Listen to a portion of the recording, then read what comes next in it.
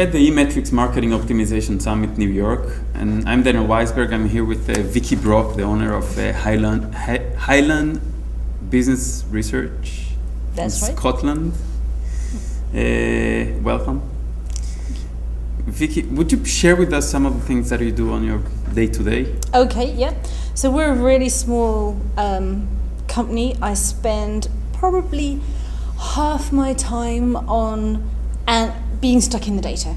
So I'm kind of like an analyst for hire for some of our tourism clients. So I work with tourist attractions like Loch Ness boat cruises. So I spend some of my time really stuck into their data, trying to come back to them with 3 things they need to do. That's how I work with them, right? I don't send them page view data, or I don't send them visits data. I kind of send them 3 things that they need to know and do something about. And I work with university clients in a similar way. Probably maybe about 20% of my time I'm traveling, things like this. And I get involved to some degree in analytics setup and analytics quality control, but that doesn't really float my boat. It's not what makes me excited. My favorite place is to be in the data, understanding what's going on, understanding what research we need to do next to pull it all together. Okay, and you have been coming to eMarketing and teaching all types of trainings, and what's the one thing that you feel that people just don't get when it comes to web analytics? I think one of the things is, I think people get so obsessed with the tool. They kind of feel like, when I do Google Analytics training, I teach Web Analytics Association Basecamp, I kind of think that often people come in thinking that the right answer is in there, like number 42, or the magic answer to all problems is in the tool, if only they knew where to look for it. And I think quite often people are afraid of the tool, people feel like they just don't understand it, and if they did understand it, straight out of a magic report would come the answer to everything. And of course, we know it's this analytical joke. It depends on the question, depends on the context, depends what you're trying to do. And I think perhaps they underestimate the importance of their brain and their analytical skills compared to the importance of a shiny new tool. The other thing perhaps is, I think there is still a lot of misunderstanding about some of the real basic terminology we use that can lead to mistakes. I do see people come in who are not, they're not analysts. They're marketers, or they're web managers, and analytics is just a small part of what they do. And they're making increasingly important decisions or sophisticated decisions with a real fundamental misunderstanding of the absolute basic metrics. And I mean by that things like time on site and how that's calculated, time on page and what that means, unique visitors and how rubbish a metric that actually is. They're not aware of the analytic-based building blocks that we're used to and have spent a lot of time learning, and that actually really, I think, can weaken what they're doing inside an organization. Yeah. Yesterday I was talking to Justin Cotroni, and one of the things we discussed was the intelligence feature from Google Analytics. And it's funny because it takes a lot of real estate. It's obviously one of the directions they're going, and it's just regarding your first point, I think it's targeting those people that just want to get something out of the tool without even looking at it, maybe. Yeah, my opinion of intelligence is that right now, as it stands, it's like a really keen, completely untrained web analyst in their first week. And they've been in your office for 1 week, and they're so enthusiastic, and they just keep coming up and pulling your sleeve and going, oh, I found this amazing thing, I found this amazing thing, I found this amazing thing. And you want to kind of say, right, come back when you've discovered something profound, or leave me alone. But you can't kind of like crush their enthusiasm.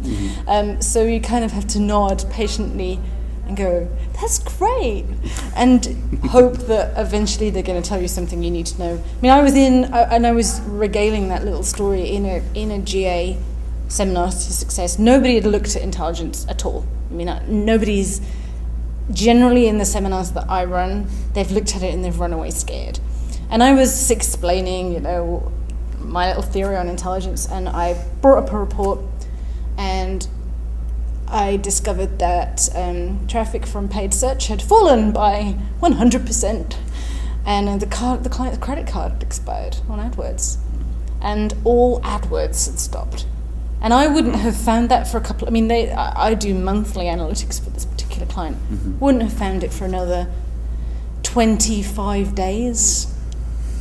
And instead I was able to just stop the seminar, get on the phone. You know, and it was actually useful in that context. But that was actually the first occasion where I was like, drop everything, I just learned something out of intelligence that's really, really, really important. I don't think it's kind of sophisticated enough yet, but I have no doubt it will get there. Okay. To some degree, but always it needs human filtering, otherwise people are just going to blank out when it keeps saying stupid stuff. Yeah, I guess data mining, probably Google will will try hard.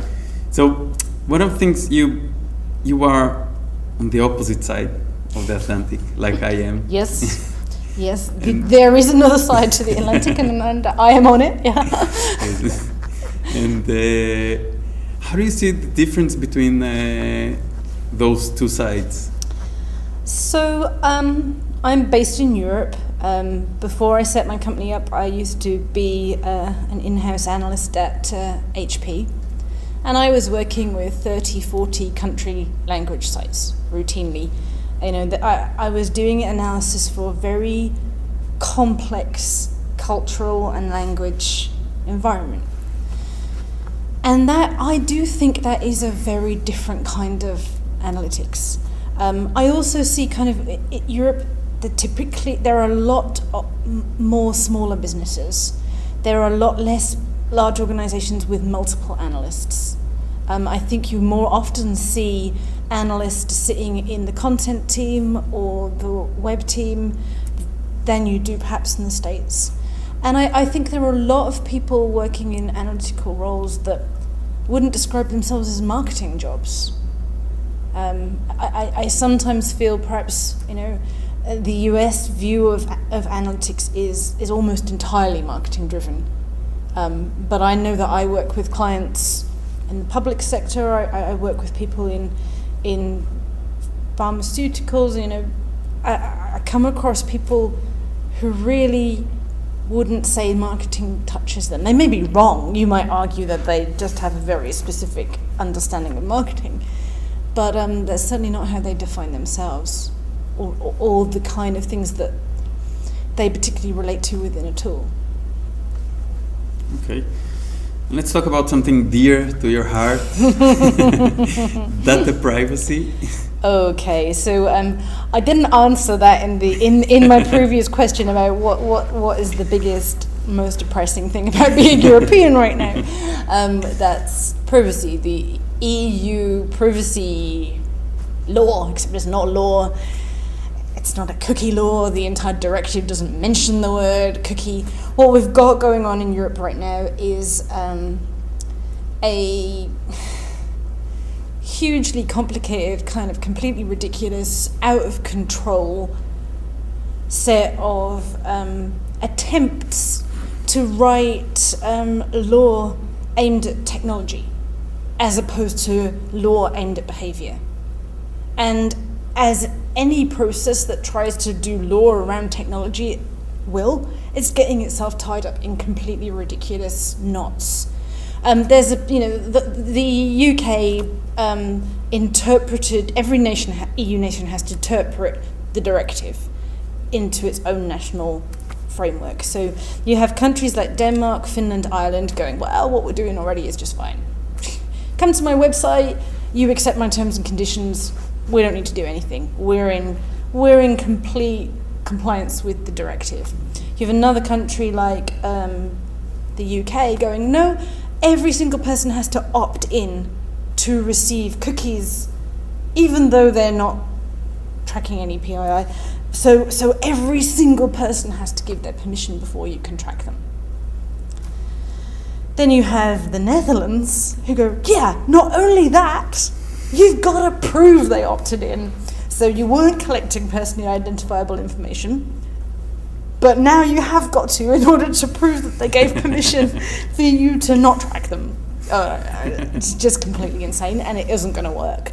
And who does it apply to? I mean, does it apply to any... It apparently applies to the user, their geography. So somehow my British business has got to apply the Netherlands rules when somebody from the Netherlands looks at my website, and then but it's fine if they're Finnish, so I'm not going to do anything. I mean, how does that work? Maybe they'll figure out a way of doing it at browser level, but it's just extreme and inappropriate over-interpretation of the guidelines, which is being pushed through by lobbyists. It doesn't help anybody. I mean, it doesn't help my data be any more private. In fact, it encourages creative people to come up with technology that just skirts around the issue, because you're targeting technology, not and behavior. It's interesting to learn if it affects anyhow websites that are behaving badly. I mean, well, yeah. I mean, only the people that follow the rules are going to suffer, and they will suffer. I mean, I did a freedom of information request to the UK Information Office, because as soon as the British interpretation of the guidelines was published, the Information Commissioner's Office stuck a big banner on the front page of their website saying, will you opt in to be tracked by Google Analytics? Strangely enough, nobody did. So overnight, their web analytics data fell by over 90%. And they released that data to me under a freedom of information request. Similar figures have come out of Sweden where they've done the same thing. Overnight, you lose 90% of your traffic. And what you've left with is not representative. We've done crude analysis on what's left. It's just meaningless. Does it apply to log analysis as well? Because you have the logs, right? You can... Well, I mean, that's the thing. You can do exactly the same They're thing. targeting cookies. So right now it doesn't apply to log file analysis at all. I can go do log file analysis if I want to. Okay. I can use, certain kinds of really sneaky, I can track your every move as long as I'm reporting it back to, off-site as opposed to serving you a cookie. It's got itself tied up by targeting the technology, and the technology is too ubiquitous, it's too fast-moving for you to write laws that relate to digitally emerging technology. It just doesn't work. It would be much more sensible to have stuff targeting evil behavior, like do not do bad things with data. Oh, that already exists. That's data protection laws, isn't it? Okay, so in light of that, what's the future of analytics? Well, the depressing future is, within EU we find ourselves in a really non-competitive position, because all the good law-abiding businesses can't track what they're doing, and we go back in time. I can't believe anybody's actually going to put up with that. So I think we, in that environment, we become sneakier. Good companies become sneakier because they're pushed into a position of becoming sneaky. Because you know what? I spent my life doing log file analysis 10 years ago. I'm not going back there. Not without some nice, shiny, painless tools with which to do it. I think the unfortunate thing is if we have to get craftier to get the data, then the end user loses. I lose as a consumer, and I don't want that. I want people are going to do amazing analysis with whatever data they've got to work with. They're going to, because there's a business imperative to do it. They're going to improvise. Yeah, because we have to feed our children. So exactly. I'll do anything. We have to sell our stuff and run our businesses, and you can't put this back in the bottle. You can't kind of forget suddenly that there's all this really rich data out there and choose to ignore it. It's out there, we've got it, we're going to work with it. It would be nice if we could do that in a way where we were being respectful of privacy, we were being respectful of the customer. We were doing it with the customer's blessing and buy-in. they are. I am, as a consumer, am willing to participate with companies that I love. I'm willing to give them more data than they even ask for, because I love them and there's something in it for me. That would be my dream version of it, but I think the reality is bad legislation is going to make people sneak around in the background and kind of come up with cunning ways to get around cookies. How does that help anybody? It's just a bit sad, really. Well, but that's not to say I think the future of analytics is depressing. I think the future of analytics is really exciting. I mean, the keynotes here at eMarketing, big data. I mean, space, time. I've forgotten location, space, time. But we're gonna know where everybody is. We're gonna know what they're doing because of the devices, and we're gonna analyze it. And how whether we do that in a way that freaks everybody out or whether we do that makes people's lives enriched comes with a lot of responsibility. And I think there's a lot of us that are grown up to, hopefully, grown up enough to do that in a way that's respectful. I hope. I have faith in you all, analysts. Me too. Be good people. Me too. Thank you very much, Vicky.